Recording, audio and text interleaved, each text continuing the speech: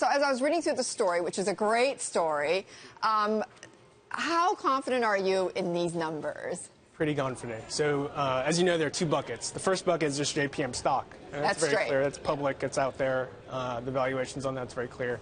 The other bucket's a little more mysterious and requires a little bit of our special Bloomberg sauce, which is to take a valuation, say all the stock that he sold.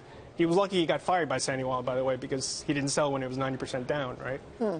So to take that stock and to just compound it over the years, on top of his salary that he's received, on top of his board memberships, including Yum, and to do that over 24 years, it shows you the power of compound interest. The guys that stake is worth $550 million. Right. It was a 6% interest rate, interest that you. It was a fairly conservative. Right? Yeah. I mean, it's a fairly conservative assumption. We, a lot goes into that. That's fairly conservative. Highest, tax rates, things like that. So we're pretty confident that at 1.1 billion, he's crossed the threshold. Bill Cohen, if you're a J.P. Morgan shareholder, should this be of any concern to you? No, not really. I mean, I think that, as I have pointed out a few times, when Jamie Dimon first came to J.P. Morgan Chase through the merger with Bank One, I think it was in one of his earlier shareholder meetings or investment day meetings, he said that J.P. Morgan stock should be $100 a share. Now it's quoted an all-time high at whatever, 61.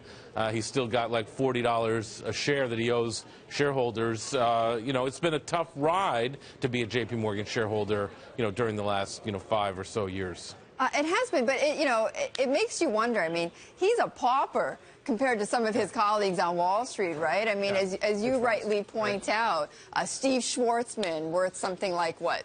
$20 billion. $13 billion. Or $13 billion. George Soros is worth $29 billion, practically, yeah. So it makes you wonder, why doesn't Jamie Dimon just strike out on his own then? He could be worth 10 times that. Actually, I've asked him that question, Betty, and he actually feels like this is what he's supposed to do. This is, what he was meant to do, and he's built Citigroup, then he rebuilt Bank One, and now he's sort of rebuilding J.P. Morgan Chase. This is sort of his destiny. When and if he retires, I think he told me that he would be another 5 years, but it's, of course, up to the board. Then he might think about doing something like that. But I don't think this is a guy that, sort of lusts after, 18, 20, $30 billion. I mean, if in fact Hugh's right and he's got $1.1 billion, I think he can figure out a way to be comfortable with that. Hugh, is it unusual for someone to have this kind of money, but to have it in terms of 40% of the stock being in the company that he works for? I mean, it's on the same side of the shareholders. It's not unusual. I mean, you want your CEO to be aligned, with the interests of the company's investors. And to Bill's point, Jamie Dimon's not a flashy guy. He doesn't have the 200-foot yacht. He has a fairly conservative, quality standard of life. He's not like one of these hedge fund tycoons who's very flashy about his wealth. He isn't, but if he had 20 billion, maybe he might be even more. Sure. But as you pointed out in your story, he is considered, or he has been criticized for being tone deaf, though, right? Yes, absolutely. To the whole inequality issue. Absolutely, and being the the very top of the biggest bank in the U.S. and arguably in the world, if you look at derivatives, the value of their derivatives, he is personified sort of like kind of the fat cat banker, sort of like cliche. And so the fact that he's a billionaire is only going to add more flame to that. And we've seen that on Twitter today from our story. Hey, Bill, just one last point to you about the overall pay package. In line with other chief executives of large banks? I mean, it's the biggest bank in the country.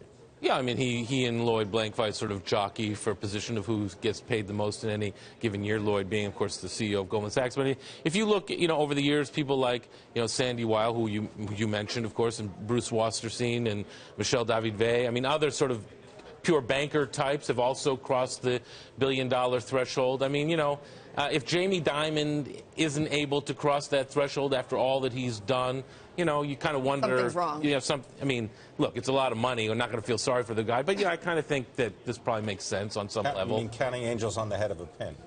Exactly. Something like that. Well, something like that. Some cliched metaphor like that, yeah. That works. All right. Well.